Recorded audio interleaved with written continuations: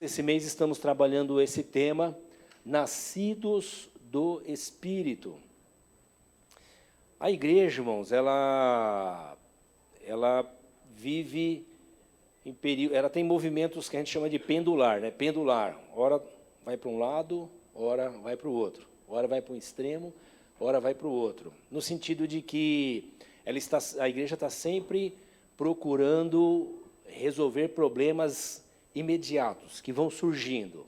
E é assim, a nossa sociedade, a sociedade influencia a igreja. A sociedade, nós fazemos parte da sociedade, nós somos o extrato da sociedade, então a sociedade também influencia a igreja. Como? O jeito de pensar, o jeito de agir, o jeito de se comportar em todas as áreas da vida, né? Então, a igreja também é influenciada pela sociedade. Por conta disso, a igreja, a liderança da igreja, que são aqueles que o Senhor levanta para ser aqueles que cuidam, que instruem, que orientam a igreja, os irmãos ficam, essa liderança fica preocupada, está sempre, então, ajudando a igreja a se corrigir no sentido de não absorver a influência da sociedade e ficar com a influência da palavra, a influência do Espírito. E aí o que acontece é que, às vezes, na história, quando você vê a história, a gente vê a igreja dando uma grande ênfase para a ação do Espírito Santo. A ação do Espírito Santo nos lembra como nós somos limitados em toda a nossa capacidade, em toda a nossa racionalidade, inteligência, como nós somos limitados e dependemos do Espírito Santo para lidar com a vida. Não basta a sua inteligência, a sua capacidade, as suas habilidades, não basta tudo o que você tem de qualificação. É necessário o poder do Espírito Santo. Ora, a igreja, por conta dessa ênfase ao Espírito Santo, ora, os irmãos vão espiritualizando tudo. E aí vão saindo da terra, tudo fica espiritual. Aí é o fogão que quebra, é o espírito, é um demônio, é uma coisa, é um ataque do Satanás, é o carro que quebra, é o inimigo, é o inferno se levantando. Aí a igreja começa a ir para o outro extremo, que é abrir mão das responsabilidades que ela tem, como ser racional, inteligente, que pensa. Então, ora ela está no que a gente chama aqui numa linguagem de brincadeira, na espiritosfera, esquece que vive na terra, e ora ela e viver na terra é assumir as responsabilidades da vida. Ora, a igreja se seculariza. O que acontece? Ela se apega tanto à racionalidade, ao estudo, que ela começa a se secularizar e se esquecer que, de novo, eu e você estudamos, eu e você nos preparamos, eu e você nos qualificamos, eu e você fazemos a lição de casa, mas nós dependemos do Espírito Santo para viver a vida da igreja. Então, a igreja está sempre nesses extremos. E a gente tem falado muito aqui na igreja sobre o poder de Deus que se manifesta através do amor. E temos falado isso desde a pandemia, com muita ênfase, trazendo a responsabilidade de cada um de nós para a vida. Eu e você somos responsáveis pela vida, viu, irmãos? Fique atento com isso. Muitas das coisas que eu e você passamos, não é o diabo, não é o Satanás, não são as coisas do inferno, são escolhas que eu e você fazemos. São decisões que eu e você tomamos. É responsabilidade minha e tua. E nós precisamos estar atento com isso. E nisso o amor de Deus nos fortalece. Porque nós somos falhos e fazemos escolhas erradas, mas o amor de Deus nos sustenta. Amém?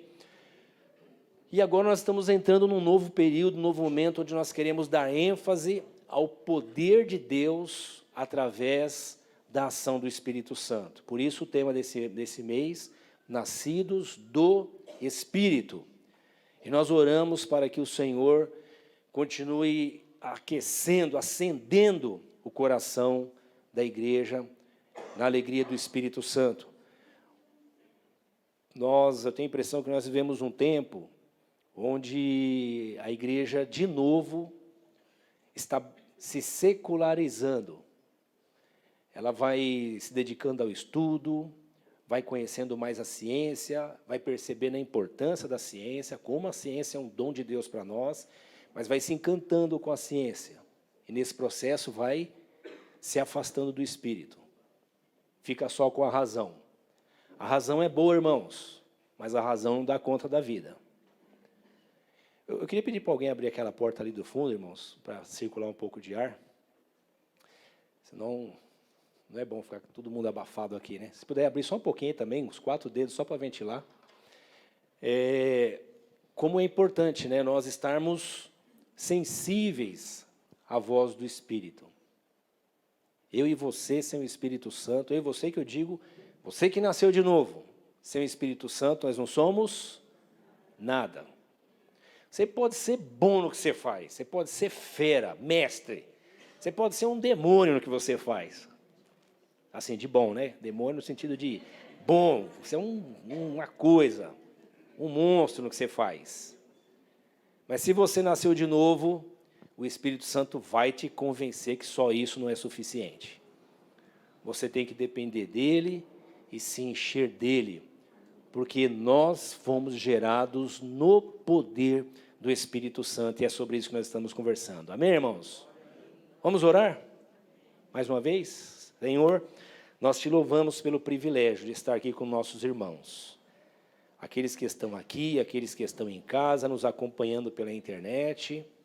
Nós somos gratos porque estamos celebrando esses 24 anos de missão. 24 anos cooperando com a obra que o Senhor está realizando. E te louvamos por isso. Obrigado, Senhor, pela grande obra que o Senhor tem feito em nós e através de nós, para a glória do teu nome. Continue a nos falar, Senhor. Continue a nos tocar. Enquanto falamos a sua palavra, nos visite trazendo cura.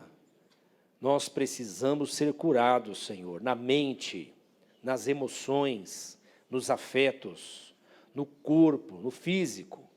Nós precisamos sentir o toque da sua presença, nos curando diariamente, nos libertando. Faça isso mais uma vez hoje, Senhor, enquanto é anunciada a sua palavra agora, e como já temos feito aqui através dos cânticos. Visite o que está em casa, no hospital, internado. Visite aquele, Senhor, onde as mídias levarem essa palavra, essa reunião. Visite essa pessoa agora, no poder do seu Espírito Santo, trazendo o seu milagre para a glória do teu nome e em nome do teu Filho Jesus. Amém. Glória a Deus. Eu quero falar sobre o ministério do Espírito. E aqui eu vou tomar cuidado, porque a palavra ministério, irmãos, ela traz o sentido de serviço.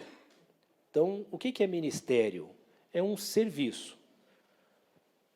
Então, nós vemos, por exemplo, o ministério da Trindade, o Pai, o Filho e o Espírito Santo, servindo entre os humanos para cumprir o propósito da redenção. Então, Deus tem um propósito com a humanidade, redimir o humano, redimir a humanidade, fazer um processo de redenção. E nesse processo, que eu estou chamando então de ministério, e aqui eu tomo cuidado com essa palavra para que a gente não confunda a compreensão, mas é esse serviço de Deus a favor da humanidade, para redimir a humanidade. Então, vou me deter apenas no ministério do Senhor Jesus e do Espírito Santo. O Senhor se move para trazer redenção para a humanidade. E Ele faz isso para manifestar a sua glória, a sua graça e a sua misericórdia. Abra comigo a sua Bíblia, lá no texto do Gênesis capítulo 3. Gênesis capítulo 3, versículo 15, nós lemos lá o que a gente chama de proto-evangelho, ou seja, aquele evangelho, a primeira sinalização do evangelho. Evangelho significa boa notícia, né, irmãos? Evangelho significa boa notícia, boas novas, né? É uma boa mensagem, uma mensagem que traz uma mensagem boa para mim. Então, qual foi a boa mensagem que nós encontramos lá no Gênesis, que então é chamado de proto-evangelho? Está no relato da queda da humanidade. Capítulo 3 de Gênesis, versículo 15. Após o casal desobedecer a Deus, quebrar o relacionamento com Deus. Olha que interessante. Eu quero sugerir para você uma leitura desse texto. Imagine Deus conversando com o casal, e o casal, que representa a humanidade, é totalmente dependente de Deus, e sabe que Ele é o bom, Ele deu tudo, Ele que fez a criação, Ele que deu a vida, Ele que colocou eles no jardim, tudo que tem lá foi o Senhor que deu, e eles reconhecem isso, eles acham isso maravilhoso, e eles têm relacionamento com Deus, é um Deus pessoal, não é um Deus distante não, é um Deus que conversa com eles todos os dias, na viração do dia, vai lá e conversa com Adão. Como é que é isso, pastor? Eu não sei, eu sei que é assim. O Senhor conversava com Adão, conversava com Eva, tinha relacionamento. A vida deles era como se fosse um culto permanente. E aí, o Senhor fala assim, olha, vocês fiquem à vontade aqui, mas tem uma árvore ali que vocês não devem comer do fruto dela. Qual é a árvore? Vocês lembram o nome da árvore? A árvore do conhecimento do bem e do mal, né? A árvore do conhecimento. Olha que interessante, estou fazendo uma proposta para você pensar, tá bom? A árvore do conhecimento, da informação, a árvore da ciência, da tecnologia, a árvore do saber. Parece que aquela árvore é uma semente que aponta para a glória da ciência, do conhecimento humano. E o Senhor fala, olha, não coma daquela árvore, não coma do fruto daquela árvore, porque o dia que vocês comer, vocês vão se dar mal, vocês vão morrer. Morrer significava dizer, vocês vão perder o relacionamento comigo. Nós não vamos ser mais amigos. Deixa com a gente, Senhor. E aí, Satanás entra no jardim. Satanás, segundo as Escrituras, era um anjo de Deus, é um anjo do Senhor, criado pelo Senhor, mas que também se encantou com sabedoria, com capacidade, com inteligência. E ele então se rebelou contra Deus, foi expulso da presença de Deus, e agora ele está lá no jardim. E lá no jardim ele encontra o casal, e conversa com o casal. Eu queria que você pensasse nessa conversa. O Lúcifer, e entenda, irmão, Lúcifer, não pensa em Lúcifer de novo, em diabo, com tridente, capa preta, chifre, rabo, essas coisas. Esse é outro personagem. Imagina Satanás, um ser extraordinário, encantador, belo. Alguém fala, Deus me livre, uma serpente falando, isso não é belo. Não é belo para nós, porque a gente tem referência da serpente, esse bicho asqueroso, né? Mas imagina vamos pensar um animal hoje bacana, leão, não é bacana o leão? Bonitão, fortão, peitudão, cabeludão. Hã? Aí ele começa a falar. Eu tô aqui só viajando para a gente trazer, né, para um bichinho que a gente gosta hoje. Ou um petzinho, pronto. O pet fechou, né? Aí o pet vem para você, fala, tá vendo aquela árvore lá? Aquilo ali vai deixar vocês inteligentes. Não, mas o Senhor falou para a gente não comer. Se a gente comer, a gente vai morrer. Aí o pet fala, vai nada. Ele está com malandragem, ele está escondendo o ouro de vocês. É como se o pet dissesse assim, ele é bom, mas não é tudo isso não. Ele está escondendo o ouro. Bom mesmo é o que tem dentro de vocês. E se vocês comer do fruto da árvore, vocês vão ficar inteligente que só. Vocês estão associando a ciência? A mulher olhou e falou, olha o que o texto bíblico diz, que o fruto era agradável aos olhos e atraente, porque daria conhecimento. Ela vai lá, pega o fruto, obrigado, pet, vai lá, pega o fruto, come. Amor, o que eu tenho para você hoje? O Adão chega, é hoje, mulher, é hoje, ó, frutinho para você. E dá um frutinho para ele, ele come, e os dois ficam sabichão que só.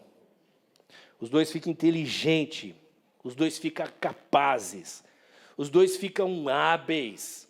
Os dois ficam tão extraordinariamente inteligentes que eles olham para o outro e falam, ixi, você está nu? Eu estou nu. Ai, começa a se envergonhar. E quando acontece a vergonha, é o sinal de que se cumpriu a promessa, a palavra de Deus. O dia que vocês comerem do fruto, vocês vão morrer. Eles não tinham vergonha um do outro. Eles eram como se fosse um só. Um olhava o outro e se via no outro. Não tinha vergonha. Um admirava, desejava, era alegria. Imagina, irmão, era só festa. Agora não, agora eles têm vergonha. E agora um começa a acusar o outro de quem que cometeu aquele erro. E eles descobriram que eles morreram. Ao invés de Deus aparecer nesse cenário, nervoso, chutando, eu falei para vocês, vocês são tudo bicho ruim, vou acabar com vocês, agora eu vou destruir tudo, vou fazer gente nova. Não, ele faz uma promessa. Por quê? Porque ele sabia que Satanás ia entrar no jardim para enganar aquele casal. E o casal não foi vítima, o casal tinha o que nós não temos hoje, livre arbítrio. Naquela época, o homem decidia. Hoje, o homem decidia por si só, com liberdade. Hoje, eu e você não temos liberdade. A gente tende para fazer a coisa errada. É ou não é assim? De 10 decisões que você toma na vida, parece que 8 vai para o lado errado. E 2, se o Espírito te empurrar assim, você vai para o lado certo. Por aqui, não, irmãos? Muito bem, o Senhor então entra no jardim e diz assim, conversa com a serpente, conversa com o casal, e para a serpente, ele diz assim, a serpente que representa o pet, o diabo, o Satanás. Porém, inimizade entre você, a serpente, o pet, e a mulher. Que mulher? A que dá luz. Que mulher? A que gera. A que teve o privilégio de Deus de gerar vida. Então, é essa simbologia da mulher, daquela que poderia gerar vida e produzir filhos para Deus, obedientes a Deus, mas que porque foi seduzida pelo Satanás, agora não pode produzir filhos para Deus. Deus, ao invés de amaldiçoar ela, o Senhor traz uma palavra para ela e diz, eu colocarei, falando com a serpente, colocarei inimizade entre você, Satanás, e a mulher, símbolo da humanidade, entre a sua descendência. Qual a descendência de Satanás? Os filhos dele. Quem são os filhos de Satanás? Jesus vai dizer que são os religiosos. Dureza, hein? Graças a Deus que aqui ninguém é religioso. Entre a sua descendência e a descendência dela. Quem seria a descendência dela? Os humanos, caídos, como eu e você. Mas aí ele diz assim, a descendência dela. Quando ele fala da descendência dela, ele aponta para alguém que nascerá do ventre da mulher que um dia desobedeceu a Deus, mas que Deus, num ato de misericórdia, vai fazer com que dessa mulher nasça alguém para trazer redenção, redimir, resgatar a humanidade que acabou de cair pela boca de Adão e Eva. O descendente dela, este lhe ferirá a cabeça, e você lhe ferirá o calcanhar. Esse lhe ferirá a cabeça. Quem ferirá a cabeça de quem? O descendente da mulher. Ferirá a cabeça de quem? Dos filhos da serpente. E você lhe ferirá o calcanhar. A simbologia aqui é da serpente que cobra, da serpente que morde e fere. Morde. Picada de morte. Mas esse que recebeu a picada de morte no pé, usará o mesmo pé para esmagar a cabeça da serpente que lhe picou.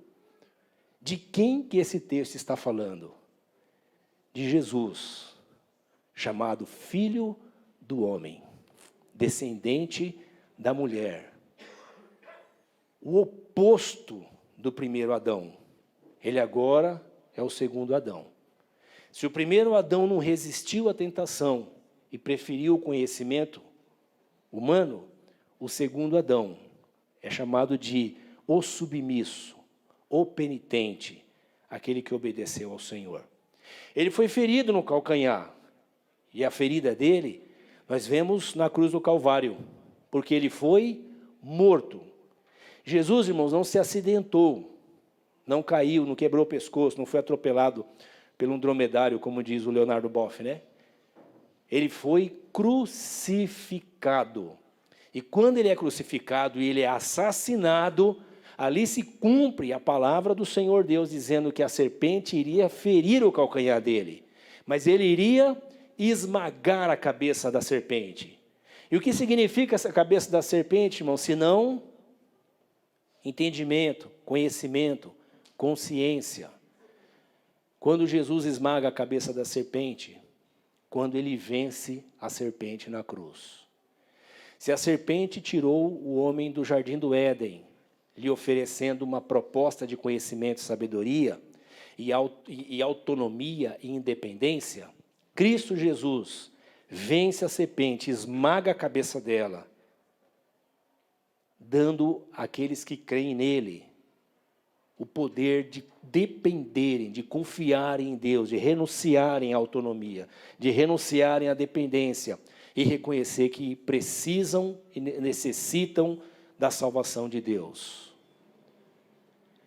Cristo Jesus é aquele que veio esmagar a cabeça da serpente e trazer vida nova àqueles que se arrependem.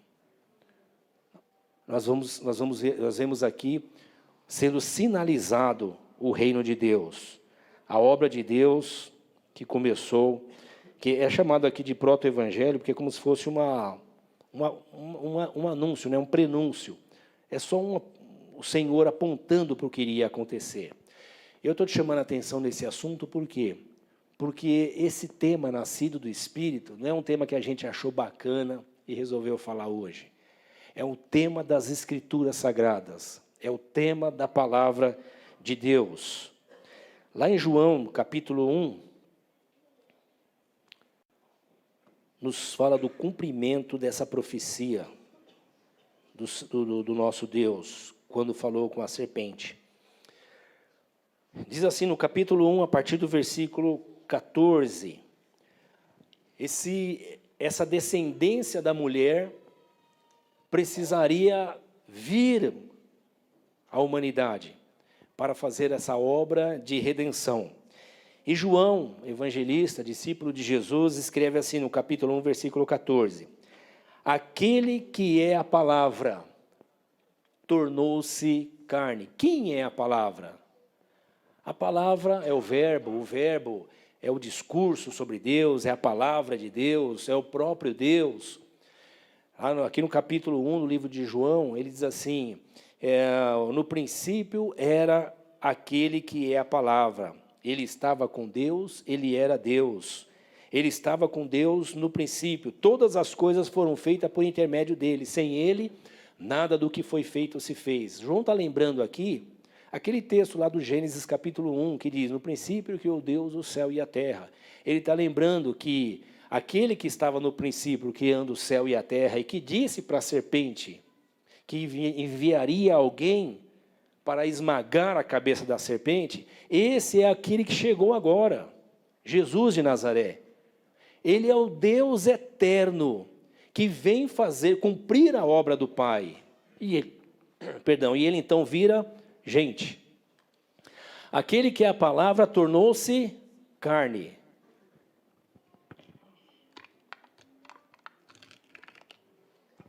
Aquele que é a palavra tornou-se gente.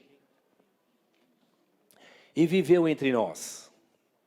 Olha que interessante, Deus sai do jardim e vem andar entre os homens. O Deus santo, que vive num lugar santo, porque Ele é santo, Ele deixa esse lugar santo e vai andar no meio do profano, e vai andar no meio do pecado, e vai andar onde só há escuridão. Por quê? Porque o filho que se perdeu, a descendência de Adão e Eva, que preferiu o conhecimento ao invés dele, que preferiu autonomia e independência, ao invés de depender dele. Esse humano não pode mais voltar para o jardim. Então ele sai do jardim e vai em direção ao homem. E como ele faz isso? Ele vira gente. E ele vem morar entre nós. João fala assim, leia comigo aqui. Vimos a sua glória. Você pode ler comigo? Vimos a sua glória. Essa leitura aqui é só para vocês acordar, tá bom? Vimos a sua glória. Que glória que João viu? A glória como do único filho que o pai tinha.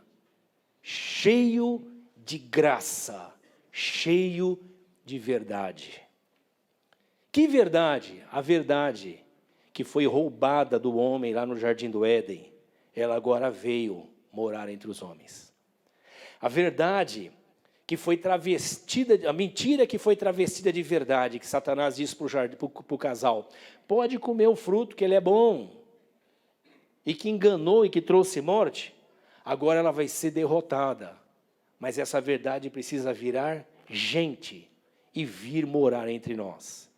Nós vimos a glória como do Filho único do Pai, cheio de graça. O que é graça, irmãos?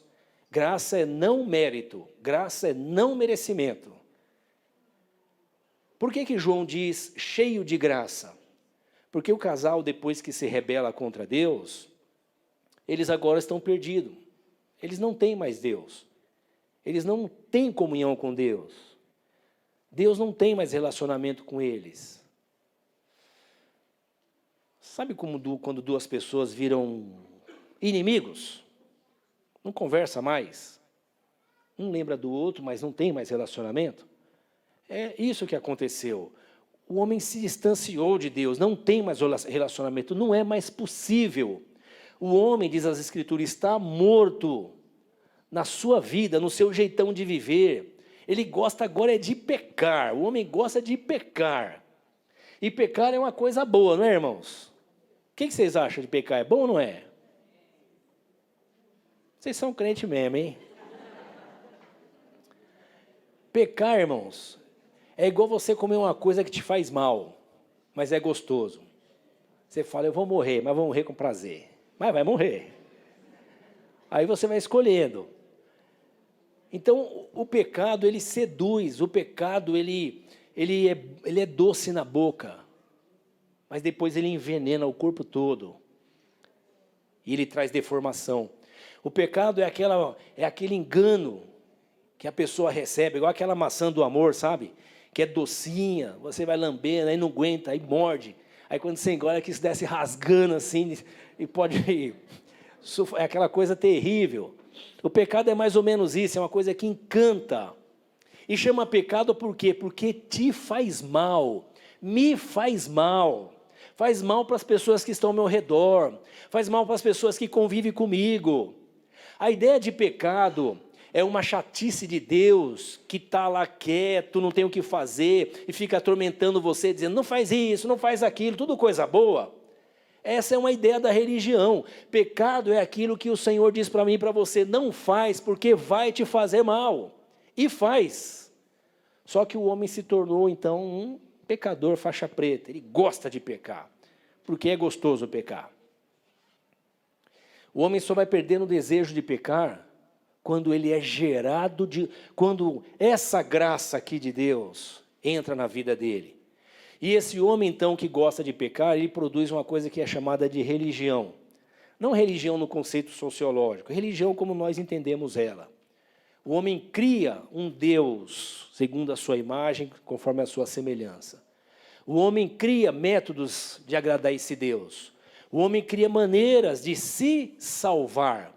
Mas tudo isso traz dentro da mensagem do homem uma sensação de mérito, de merecimento. Por isso que a religião diz para você, faz isso que Deus te dá, faz aquilo que Ele te responde, faz uma promessa que Ele dá. Sabe essa coisa de troca? Então, isso não chama graça, isso chama mérito. Olha, eu fiz uma promessa, tá bem. E às vezes alguém faz e dá certo, e se você quiser fazer a promessa, pode fazer, tá bom? Eu só estou te dizendo que não é o que a Bíblia ensina. Eu vou fazer uma promessa, eu vou subir a escada, 200, 300 degraus, vou descer rolando para ver se o Senhor me dá. Pode ser que Ele te dê, mas é muito provável que Ele não vai te dar. Por quê? Porque se você subiu a escada, seja lá... Eu estou falando aqui, seja a escada, seja o jejum, o sacrifício, eu vou penitência, pode fazer, mas isso não é graça, isso é mérito. Você está fazendo porque você está dizendo, eu vou merecer. Isso não tem a ver com o evangelho, tem a ver com religião. O que o João está dizendo é que ele viu a glória de Deus em Cristo Jesus, cheio de graça. Graça é, você não merece, eu não mereço. É favor de Deus. Esse favor de Deus veio até nós, para deixar claro que Deus, para me salvar, não depende de mim. E para eu ser salvo, eu dependo somente dele. Eu e você não temos essa sensação que a gente tinha que fazer um esforçozinho, um sacrifíciozinho? Ah, mas pelo menos um sacrifício, alguma coisa eu tenho que fazer. Você pode fazer, viu, irmão? Fica à vontade. Aqui a gente fala sempre isso, fica à vontade. Vai ler na Bíblia aí e faz o que você achar que tem que fazer. Mas a Bíblia diz que isso não funciona. Alguém aqui nasceu num lar cristão e diz assim, eu nasci num lar cristão, por isso que hoje eu sou crente. Não, então talvez você nem seja crente, é só filho de crente. Filho de peixe, peixinho é. Filho de crente, crentinho não é. Jesus tem uma conversa com Nicodemos e diz, Nicodemos, se você não nascer de novo, você não vai entrar no reino de Deus. Nicodemos é religioso, estudioso da Bíblia, conhece a lei, na ponta da língua, é gente boa. Mas gente boa não entra no céu porque é gente boa. Só entra no reino quem recebe a graça de Deus em Cristo Jesus. João está falando, nós vimos a glória dele. A glória dele é tudo diferente da religião. Cheio de graça e de verdade. Amém, amados? Cheio de graça e de verdade. Aqui no versículo... Deixa eu só seguir aqui alguns versículos. Aquele que a palavra tornou-se carne e viveu entre nós. Vimos a sua glória, glória como do unigênito vindo do Pai, cheio de graça e de verdade. João dá testemunho dele e ele exclama, este é aquele de quem eu falei, aquele que vem depois de mim, é superior a mim, porque já existia antes de mim. João está falando do Deus eterno, que se fez gente e veio morar entre os homens. Aqui no versículo 11,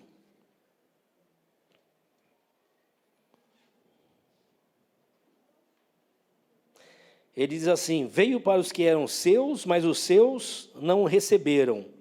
Contudo, os que receberam, deu-lhes o poder. Quem deu poder para quem? Deus deu poder para os que creem, para serem feitos seus filhos. Então, quando eu e você cremos em Jesus, não é porque a gente achou ele legal, não é porque a mensagem foi... Gostei da palavra do pastor, um pregador, uma palavra bacana, ou simpatizei com ele. Não, isso é só simpatia. Não gostei do culto, é um culto tal, legal, pessoal bacana. Então, isso é só um culto legal, pessoal bacana. Nascer de novo é outra coisa. Para nascer de novo, você tem que receber poder de Deus. Senão você não nasce de novo. Você pode virar um religioso faixa preta. Mas para nascer de novo, tem que ser do Espírito. Jesus fala isso com Nicodemos no capítulo 3. Havia um fariseu chamado Nicodemos, uma autoridade, um mestre, um doutor entre os judeus. Ele veio a Jesus à noite. Claro, porque Jesus, quem que era Jesus, irmão? Zé Ninguém de Nazaré. Qualquer um ia ter vergonha de andar com Jesus, irmãos, né? Tem gente que tem vergonha, por exemplo, de falar de Jesus quando está no meio dos intelectuais, quando está na academia, quando está na universidade. Por quê? Porque lá só tem gente inteligente, bacana. Falar de Jesus não é um negócio legal. Jesus parece que é para gente simples demais, né? E é por aí mesmo.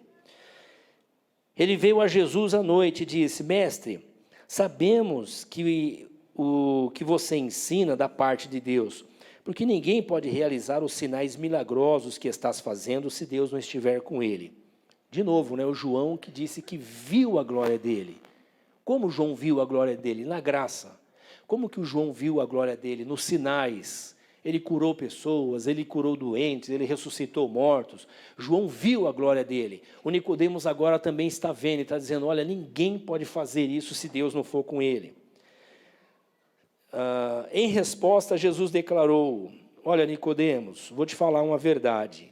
Ninguém pode ver o reino de Deus. Olha que interessante, ninguém pode ver o reino de Deus. Perguntou Nicodemos, se não nascer de novo, né? Perguntou Nicodemos: como alguém pode nascer sendo velho? É claro que não pode entrar pela segunda vez no ventre da sua mãe e renascer. Então ele está descartando, ele entende que o homem só nasce uma vez, só morre uma vez, acabou. Isso está claro para o Nicodemos.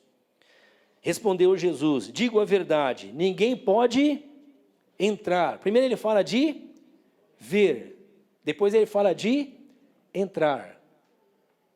Olha que interessante, gente.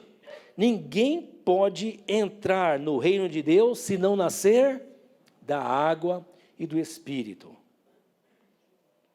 O que nasce da carne, ou seja, o que nasce da vontade do homem e da mulher, de uma relação íntima, é humano, é normal. Todo ser humano nasce desse jeito. Mas o que nasce do Espírito, vem do Espírito. Ele está trazendo uma coisa que não cabe na cabeça do Nicodemos. Por quê? Porque o Nicodemos é um estudioso. O Nicodemos é um cara que pesquisa. O Nicodemos é um cara que lê. O Nicodemos é aquele cara que confere, que compara. Não era assim naqueles dias, mas trazendo para os nossos dias, ele usa o método científico de comprovação das coisas. Eu quero saber se a ciência comprova. A ciência comprova isso? Jesus está dizendo: não. Isso é coisa da árvore. O que eu estou trazendo para vocês é revelação. Ele está dizendo para Nicodemos que ver o reino e entrar no reino é uma coisa que está além da racionalidade de Nicodemos. Entrar no reino e ver no reino não é entrar numa igreja e ver uma igreja. Entrar no reino e ver o reino não é virar crente. Entrar no reino e ver o reino não é só se batizar. Entrar no reino e ver no reino e viver o reino é nascer de novo. É nascer do Espírito. É nascer do alto. E como que alguém nasce do Espírito? O Nicodemos não entendia isso. E às vezes nós temos dificuldade de entender, irmãos. Nós queremos racionalizar o Evangelho. Nós queremos escrever livros sobre como ser cheio do Espírito Santo, como nascer de novo, os 7 passos para agradar a Deus. Essa semana eu vi lá, recebi um post.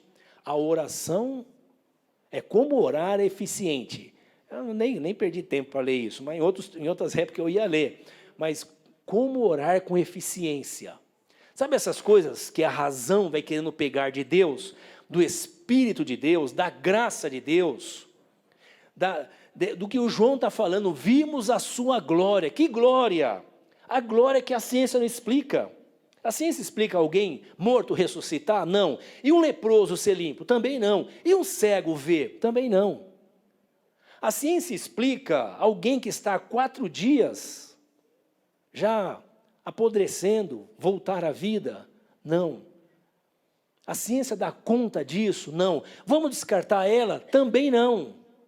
Mas ela não faz parte do reino de Deus, porque o reino de Deus só pode ser visto. Alguém só pode entrar no reino de Deus se nascer de novo. Ah, pastor, agora entendi.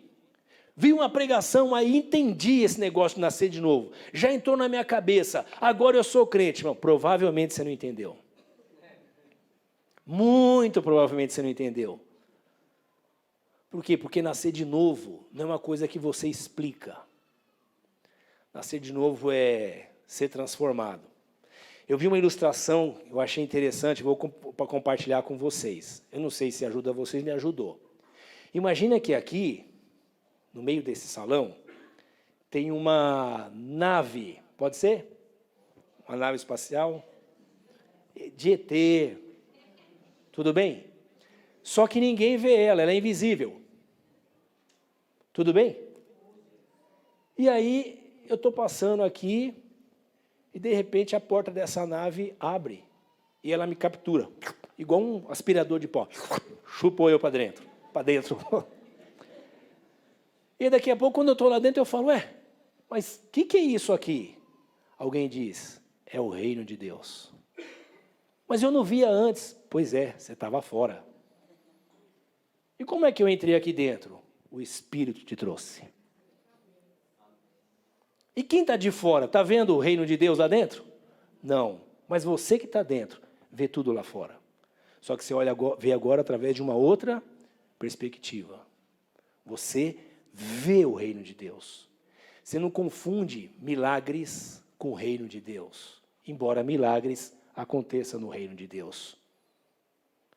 Você não confunde a prosperidade com o reino de Deus, embora no reino de Deus você alcance prosperidade. Você não confunde um Deus que te serve no reino de Deus, embora no reino de Deus, Deus muitas vezes nos serve com a sua misericórdia. O reino de Deus é como se eu e você fôssemos capturados, e isso está além da nossa compreensão. Por exemplo, você entende que tem que educar o filho, você entende que tem que ensinar ele, você entende que tem que preparar ele, você entende que tem que ser um bom cidadão, você entende que tem que trabalhar, não pode ser um vagabundo, certo, gente? A Bíblia é fácil, ela fala, quem não trabalha, vagabundo não come. Olha que fácil. Não é desempregado, gente que não consegue, gente que está com problema. Falando mesmo de preguiçoso, né? É simples, não come. Olha como o evangelho é simples, irmãos. Mas aí você faz toda a lição de casa e o negócio não dá certo. Você faz tudo o que tem que fazer e não dá certo.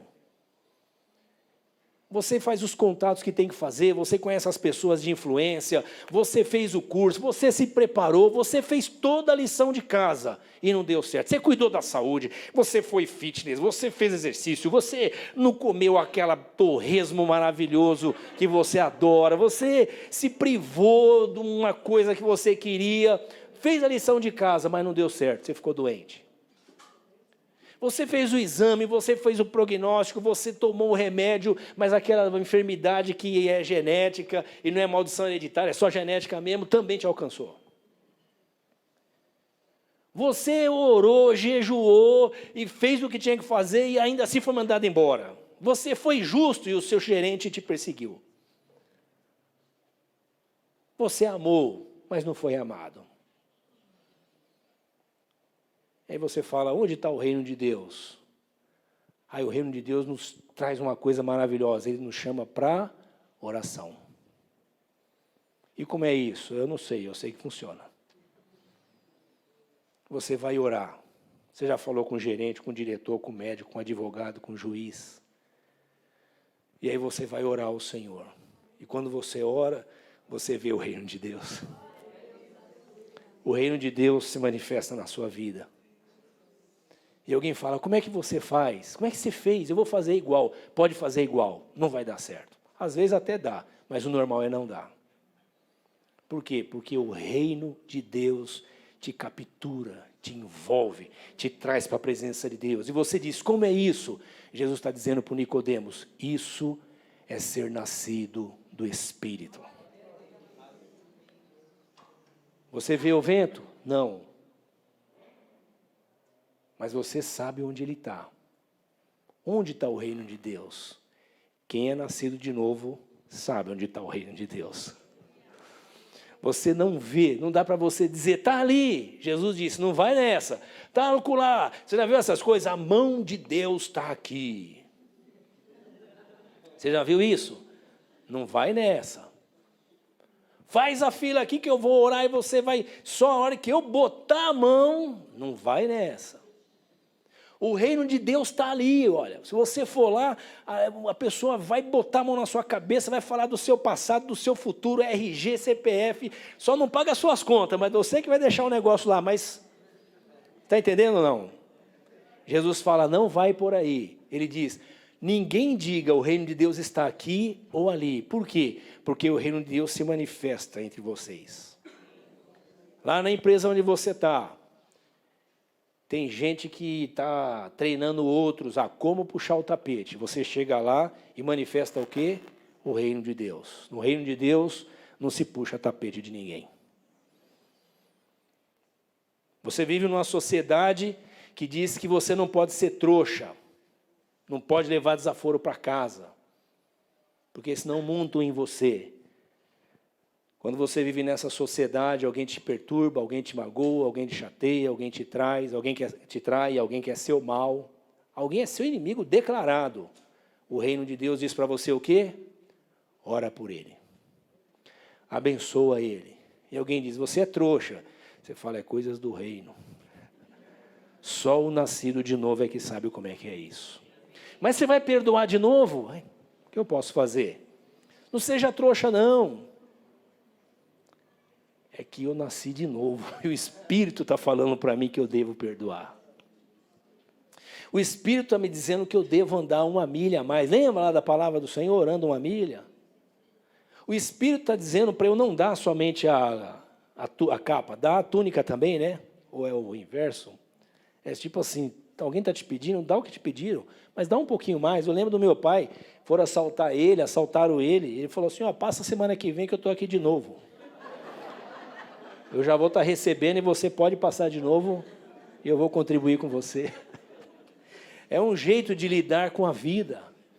O reino de Deus não nos deixa confundir. Seja vivendo na Suíça, seja vivendo na África ou no Brasil. Nós não nos confundindo. O Senhor está falando para o Nicodemos. Nicodemos, ninguém pode ver. Tem coisas que você quer mostrar para alguém que não nasceu de novo, ele não vê. Mas você não está vendo a mão de Deus? Eu não. Tem coisas que você quer que a pessoa perceba, ela não vai perceber. Nós só temos uma coisa para fazer. O quê? Anunciar. Gente, se arrependa. O reino de Deus chegou. Onde ele está?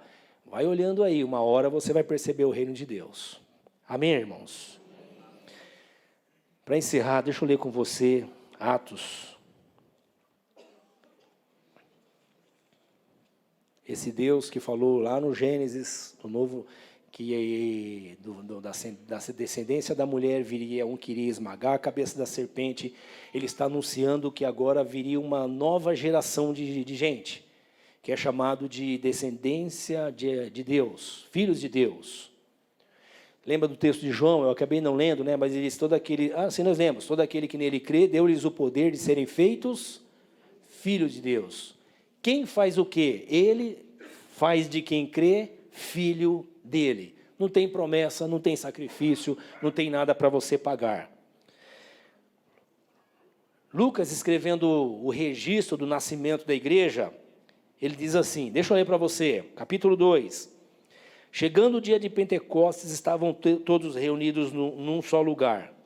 De repente veio do céu um som, como de um vento forte, e encheu toda a casa na qual estavam assentados.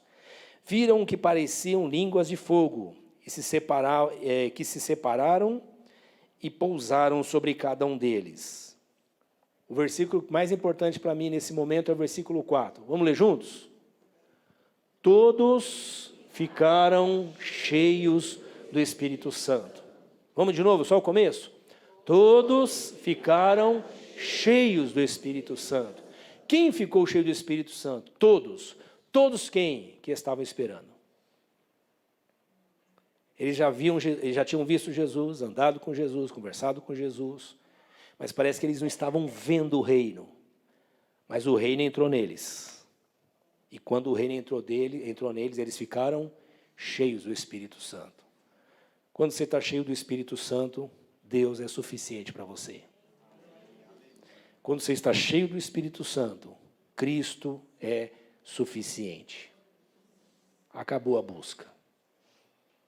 O pecado te chama a atenção, brilha igual aquela luzinha de Natal, igual aquelas, quando você vai em parque de diversão, quando você era criança, né, aquele monte de luz que deixa você ficar doido, assim, não sabe onde você vai primeiro.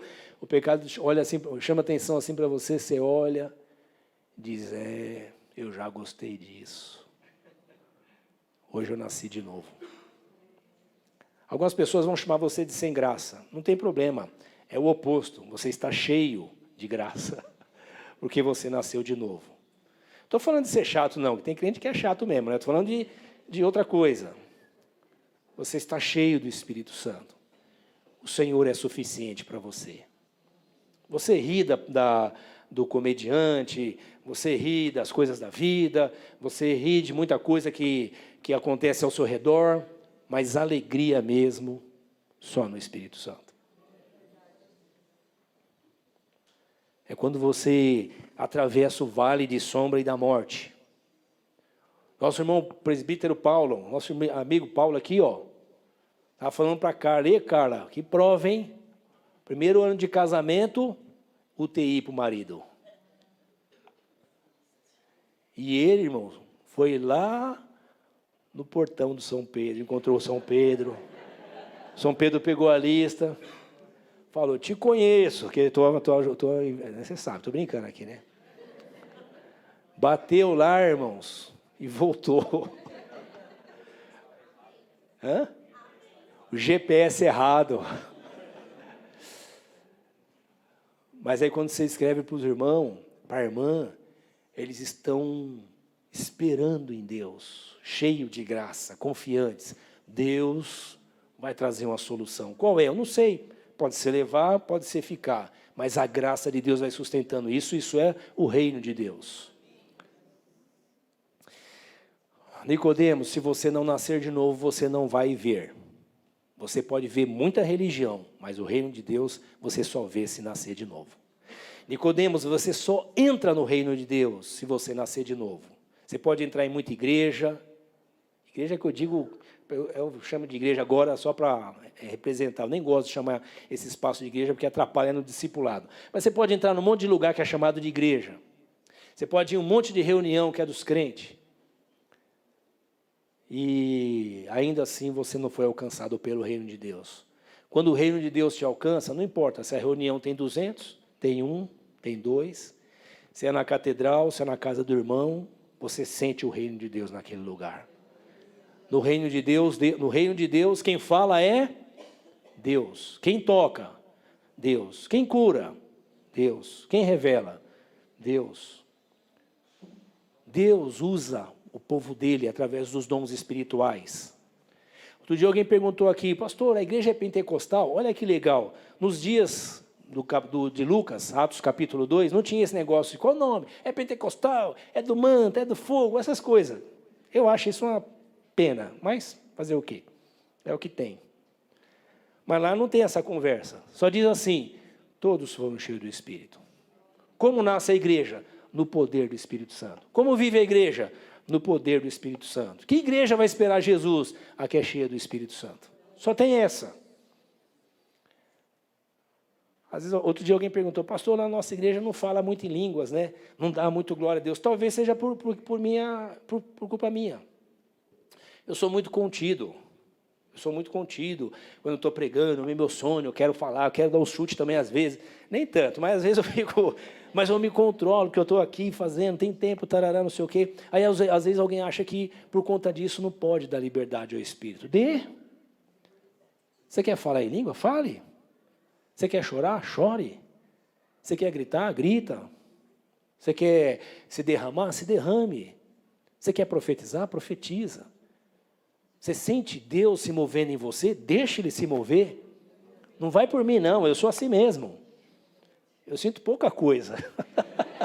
Você que sente bastante, fica à vontade. Mas deixa o Espírito fluir. A igreja de Deus só tem uma, ela é cheia do Espírito Santo. E ela só é cheia do Espírito porque ela se esvaziou de outras coisas. Nós não podemos ser cheios do Espírito quando estamos cheios de outras coisas. Eu encerro com uma ilustração que eu aprendi de uma criança que estava brincando no quintal lá com o pai, com uma moeda que ela ganhou do pai, uma moeda, né? E aí ela jogava aquela moeda para cima, e jogava e brincava. E uma hora ela jogou aquela moeda que é dentro de um vaso de gargalo apertadinho. Ela enfiou a mão para pegar a moeda, pegou a moeda e puxou. Quando puxou, o que aconteceu? Não saía. Por quê? A mão estava fechada. E a mãe, menino, solta essa mão.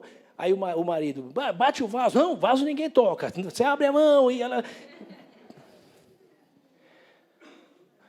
E aí o pai e a mãe ficou pensando, e a criança chorando e não largava.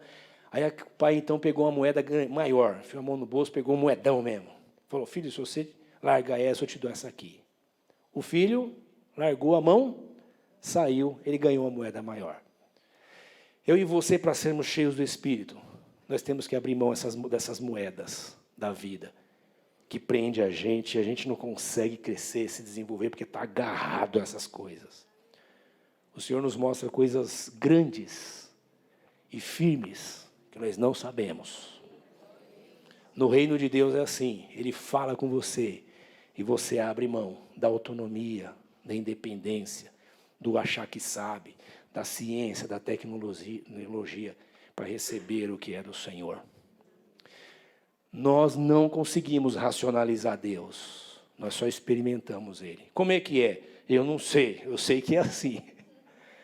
Você fala e Ele responde, você ora e Ele te toca, Ele te visita em todo o tempo, Ele te enche, Ele te dá dons, capacitação, Ele te dá graça, e você sente desempregado ou empregado, com saúde ou doente, seja em qual situação você sente, o Senhor está comigo. Eu quero orar com você, feche os seus olhos. Você quer ser cheio do Espírito Santo? Ore ao Senhor agora. Senhor, me encha do seu Espírito. Encha, eu quero transbordar. Talvez você esteja segurando aí uma moeda da vida, uma moeda que está te prendendo. É um pecado, é um erro, é uma vaidade, é uma mentira, é um engano, é uma soberba, é uma religiosidade. É alguma coisa que alguém te deu e você acha que tem valor e está trocando por aquilo que o Senhor está te dando. Abre mão disso agora. Receba a libertação do Senhor para a sua vida.